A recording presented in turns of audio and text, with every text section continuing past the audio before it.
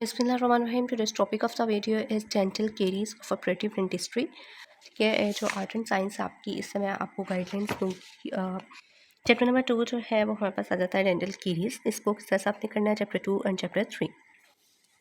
First of all आपको dental caries की definition पता होनी चाहिए, जैसे कि आजकल के पेपर्स आ रहे हैं यूएस के, वो इस तरह से डेफिनेशंस जो हैं वो भी पूछ सकते हैं, सो आपको पता होनी चाहिए और वाइवा में तो ज़रूर पूछी जाती है।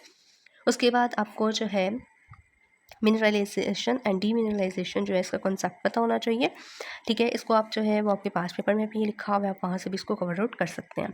यहाँ से करना चाहते हैं यहाँ से भी आप एक दफ़ा इसको रीड आउट ले लें।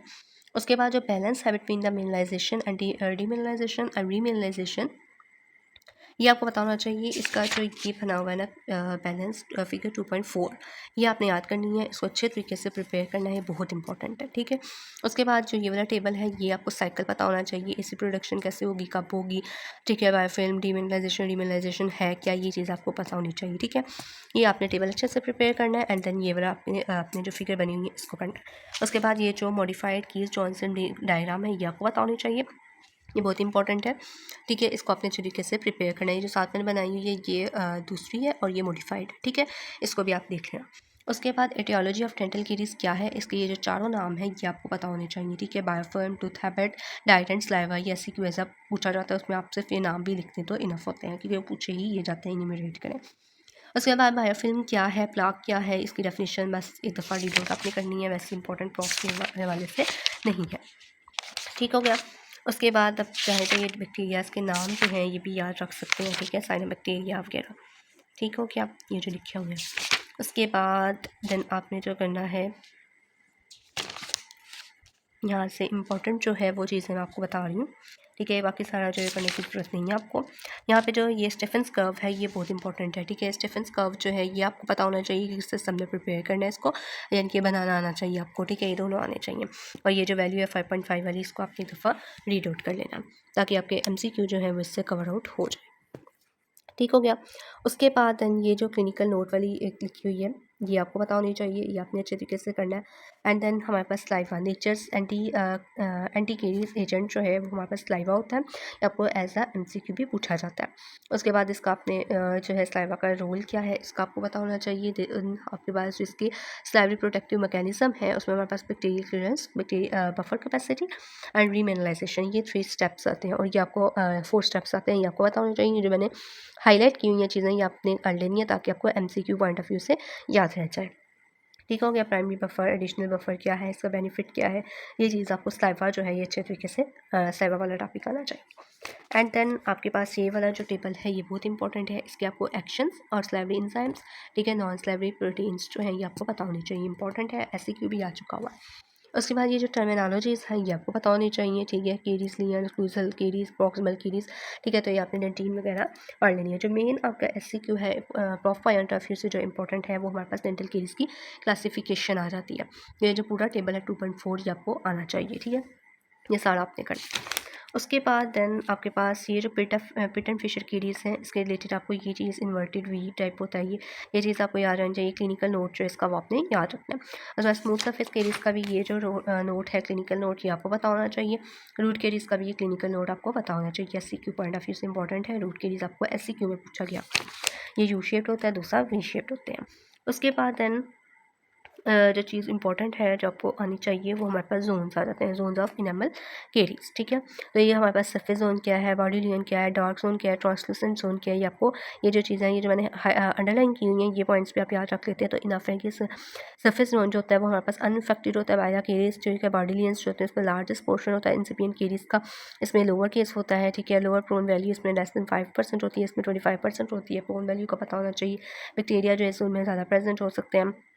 उसके बाद जो डार्क होता है वो ज़्यादा डीपेस्ट जोन होता है, उसमें जो टोटल पोर वॉल्यूम है वो 2 to 4% है। ठीक है, इसमें डीमिनरलाइजेशन रीमिनरलाइजेशन दोनों हो रही होती है। और जो ट्रांसलूसेंट जोन होता है ये हमारे पास जीपेन जोन होता है एंड एनामल लियन जिसमें होती है स्ट्रक्चरलेस अपीयरेंस होती है इसमें। ठीक है, तो ये चीज़ 4-5 पॉइंट्स जो है हर जोन के वो आपको पता होने चाहिए।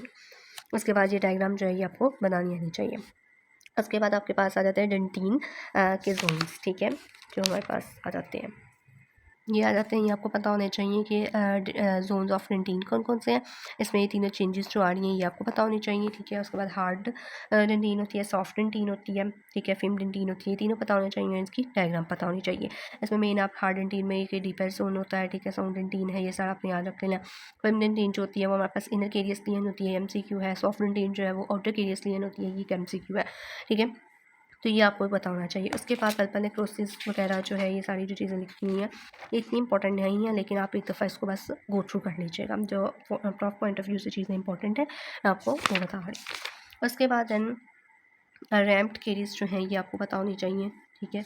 इसके बाद इसकी ये वाली जो डायग्राम्स हैं ये आपको ऑस्पी में पूछी जाती है, ठीक है, लेकिन ऑस्पी जो है वो नहीं होती, ठीक है। फाइनल ईयर में ऑस्पी जो है वो नहीं होती, ऑपरेटिव की भी नहीं होती, इनकी नहीं होती, क्योंकि इसमें हमने पेशेंट करना होता है, कैविटी वगैरह बनानी होती है जो आप क्लिनिकल करेंगे वो चीज़ों की इसमें ऑस्पी नहीं होती। वाइवा होता है और जो हिस्ट्री वगैरह पे पेशेंट और कैविटी वगैरह बनानी होती है, फिलिंग करनी होती है। ये जो चीज़ है ये इंपॉर्टेंट है। एटियोलॉजी आपको आनी चाहिए, risk factors and clinical protocol, ये आपका SCQs भी है, UQ आया हुआ है, तो यह चीज़ आपको पता होनी चाहिए जो अंडरलाइन की हुई है। उसके बाद देन आपने जो इसमें से करना है ये वाला टेबल करना है 2.7 वाला। देन ये जो दोनों टेबल हैं 2.8 2.9 ये टेबल करने हैं। एंड देन आपके पास ये आइडेंटिफिकेशन ऑफ रिस्क इंडिकेटर्स ये आपको पता होना चाहिए। उसके बाद प्राइमरी ये जो रिस्क एनालिसिस है ये आपको पता होना चाहिए। प्राइमरी है, सप्लीमेंटल है। प्राइमरी में क्या होता है, ठीक है, ये तीनों पॉइंट्स याद रखने। सप्लीमेंटल ये टेबल ही एक दफ़ा आप कर लेना और बाकी जो उसको रीड आउट कर लेना, टेबल बस याद कर लेना। और ये जब ये वाला जो टेबल है ये बहुत इंपॉर्टेंट है, ये भी आपका SC के पॉइंट ऑफ व्यू से जो है वो इंपॉर्टेंट है, ठीक है, कि इंटरवेंशन के साथ करनी है, risk based intervention for the adult. और ये चीज़ से भी आपसे पूछी जाती है कि प्रोटोकॉल क्या होगा for the high risk patients के लिए, ठीक है। तो इसमें आपने सिर्फ जो पॉइंट्स हैं, ठीक है, ये जो पॉइंट्स बने हुए हैं सिर्फ इनको आप याद कर लें, ठीक है, सारा करने की ज़रूरत नहीं है। उसके बाद ये चीज़ आपने 2 पॉइंट जो है वो याद रखने हैं। इसका प्राइमरी गोल, ये जो टेबल है ये आपका प्रॉफ में आ चुका हुआ है, सो कोशिश करना कि ये टेबल भी एक दफ़ा आप याद करें। देन फ्लोराइड्स में ये चीज़ जो है वो आपको MCQ में पूछी जाती है, ठीक है। उसके बाद इसका मैकेनिज्म ऑफ एक्शन जो है ये पॉइंट्स में बस याद कर लेना, बाकी इतना इंपॉर्टेंट नहीं। पब्लिक सप्लाई वाटर की आपको पता होना चाहिए, हाँ ये इंपॉर्टेंट है। सोडियम फ्लोराइड वार्निश जो है ये कितने % है, इसके एडवांटेजेस इंडिकेशन आपको SCQ आया हुआ है। तो फ्लोराइड्स लाइवा जो है ये आपने अच्छे तरीके से पूरा टॉपिक याद करना है, ठीक हो गया। उसके बाद ये सारा करना है आपने। दैन पेट एंड फिशर स्लांट्स में से मैकेनिज्म ऑफ एक्शन आपको आना चाहिए, बहुत इंपॉर्टेंट है। इसकी इंडिकेशंस आनी चाहिए, एडवांटेजेस पता होने चाहिए, साथ ही इसके गूगल से आप डिसएडवांटेजेस भी लिख लेना। क्लिनिकल टेक्निक इसकी जो है वो आपको पता होनी चाहिए। 6 स्टेप्स जो है आपने अच्छे तरीके से प्रिपेयर करने हैं। आपके पास पेपर्स पे भी हेडिंग्स के टाइप्स लिखे हुए हैं, ठीक है, टू द पॉइंट लिखे हुए हैं, वो भी आप कर सकते हैं और यहाँ से भी कर सकते हैं। स्लाइवा का ये जो मैकेनिज्म है ये आपको पता होना चाहिए, ये आपने ज़रूर करना है, इसमें से MCQ पूछ लिया जाता है। उसके बाद एंटीमाइक्रोबियल एजेंट्स कौन कौन से हैं ये करने की ज़रूरत नहीं है। ज़ाइलिटोल जो है इसके ये कितने मिनट तक एक्शन है, मैकेनिज्म ऑफ एक्शन जो है इसका वो याद कर लेना। उसके बाद देन आप इस चैप्टर में इससे कुछ नहीं करना, ठीक है। ये केरीज कंट्रोल रेस्ट्रिक्शन जो है इसको एक दफ़ा रीड आउट कर लेना, ठीक हो गया। उसके बाद नेक्स्ट वीडियो में जो मैं आपको नेक्स्ट चैप्टर जो है उसके बारे में गाइड कर लूँगी। चैप्टर नंबर 3 जो है इसमें से भी बता देती हूँ, इसकी हिस्ट्री वगैरह जो है वो आपने एक दफ़ा देख लेनी है, बाकी जो है ये इंपॉर्टेंट नहीं है। इसमें से कोई चीज़ थी, हाँ ये क्लिनिकल एग्जामिनेशन, ये चीज़ आपको पता होनी चाहिए कि कैसे हम लोग इनको डिटेक्ट करते हैं। VLA असेसमेंट में हम क्या करते हैं। उसके बाद ACDS के ICDS क्राइटेरिया ये बहुत इंपॉर्टेंट है, इसमें से यही UQ होता है, यही MCQ में आता है, यही डायग्नोसिस के लिए आता है। तो ये जो है वो चीज़ आपने अच्छे तरीके से जो इसकी वो प्रिपेयर करनी है, ठीक हो गया। ये लाजमी आपने प्रिपेयर करना है। एंड देन रेडियोग्राफ और ये वाला टेबल, ठीक हो गया। के बाद बाकी इसमें से ये लिमिटेशंस ऑफ द रेडियोग्राफ्स आपको पता होनी चाहिए। प्रॉक्सिमल रेडियोग्राफ, राइटिंग रेडियोग्राफ्स इनका आपको पता होना चाहिए।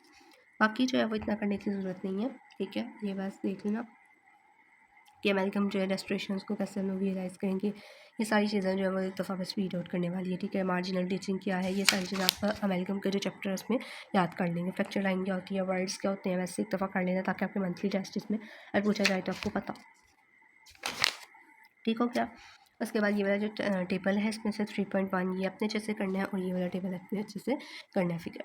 उसके बाद ट्रीटमेंट प्लान, इसमें से एक और चीज़ जो थी वो इम्पोर्टेंट थी, ये treatment by the replacement of existing restoration, ये आपका UQ है, ये आपको आना चाहिए। ठीक है, ये आपने बिल्कुल स्किप नहीं करना। बाकी चीज़ें जो इतनी इसकी इंपॉर्टेंट नहीं है वो आप स्किप कर सकते हैं। ठीक हो गया। नेक्स्ट वीडियो में जो है मैं आपको नेक्स्ट चैप्टर के बारे में गाइड करूँगी। मेरे कमेंट सेक्शन में भी आप बता देना जिसके बारे में आपको गाइडलाइंस चाहिए होंगी। मैंने सारे चैप्टर्स जो है वो मार्क किए हुए हैं। ठीक है, तो आपको ईजिली जो है वो उनकी गाइडलाइंस जो है मैं शेयर कर दूँगी। जो एक्स्ट्रा पॉइंट्स लिखे हुए हैं वो भी शेयर कर दूँगी। वीडियो अच्छी लगी हो तो ज़रूर लाइक शेयर सब्सक्राइब कीजिएगा। Thank you so much. अल्लाह हाफ़िज़।